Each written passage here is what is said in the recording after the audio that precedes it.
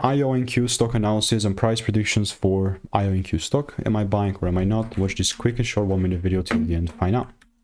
Well, now first thing on the list is going to be that the most recent idea that I just recently had was very on point. And let me show you the proof. IONQ. Here it is. It was 2 days ago. I mean, it's at the time the price is already pumping, you know, so it's not the right video. Props. IONQ. Nah. IONQ. Bro, there you go. This is when the video was made. 5 days ago, 8th of August. 8th of August, man. I'm telling you. Let's zoom in. Right, that's how it looked like. That's the 1 hour chart. And if I pop up here to the 1 hour chart and how it's looking like right now, we had a very decent delivery.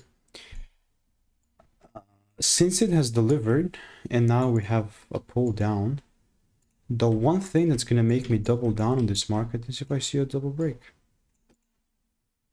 And if I do not see a double break, then I'm not going to buy. There you go. Like, I don't think it's getting simpler than this. So all I'm doing in the meantime, still waiting for rules.